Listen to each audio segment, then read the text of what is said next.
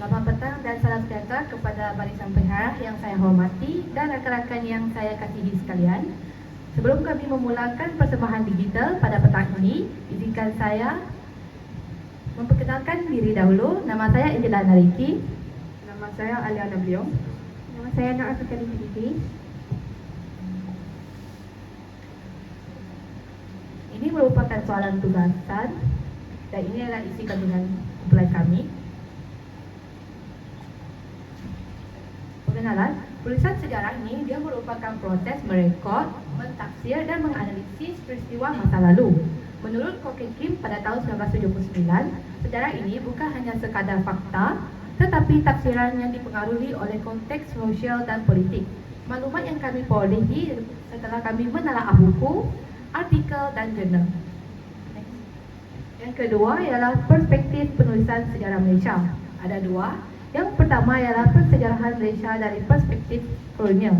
Kami mendapati daripada artikel Malay National Narratives and Malaysian Historiography yang menjelaskan bagaimana naratif kolonial membentuk wacana Melayu sebagai bangsa yang dibangunkan oleh Barat. Ia juga menolak sumber tempatan seperti hikayat Hang Tuah. Yang kedua ialah pensejarahan tempatan selepas kemerdekaan. Menurut Azmi Arifin pada tahun 2014, kemerdekaan naratif ini menonjolkan peranan etnis Melayu seperti UMO dan mengabaikan sumbangan gerakan kiri serta etnik minoriti.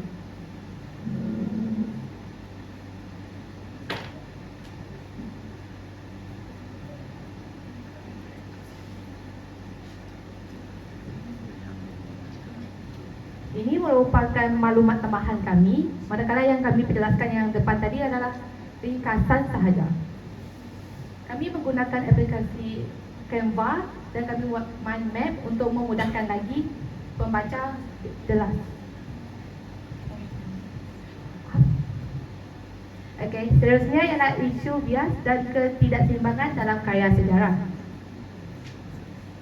Yang pertama ialah maksud bias dan ketidakseimbangan. Bias ni ialah kecenderungan atau keberpihakan terhadap sesuatu pihak, pandangan atau kumpulan tertentu secara tidak adil. Penulis atau sumber sejarah ni dia hanya menonjolkan pihak tertentu dan mengabaikan pandangan atau sumbangan pihak lain. Sebagai contoh, buku teks yang menggambarkan perjuangan kemerdekaan seolah hanya hasil usaha satu kaum sedangkan kaum lain turut menyumbang. Seterusnya ialah bias kolonial. Penjajah digambarkan sebagai pembawa kemajuan dan tamadun. Rakyat tempatan ini dia digambarkan mundur, malas dan tidak bertamadun.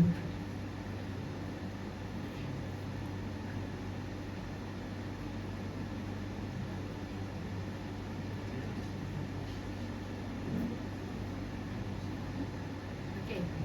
Ini merupakan maklumat tambahan yang kami cari sendiri daripada internet, artikel dan jurnal, di mana kami letakkan 31 masuk bias, 32, 33, 34 dan 35 secara mendalam dan terperinci. Seterusnya saya akan serahkan kepada saudari Afika. Seterusnya kita beralih kepada 33 iaitu bias pasca kemerdekaan. Jadi pada era tersebut, penulisan ni berubah daripada kolonial kepada nasionalisme etnik. Jadi fokusnya pada perjuangan politik Melayu, sumbangan kaum, namun sumbangan kaum lain diketepikan. Jadi sejarah rasmi ini tidak mencerminkan pluraliti Malaysia. Seterusnya 34 iaitu ketidakseimbangan sumber.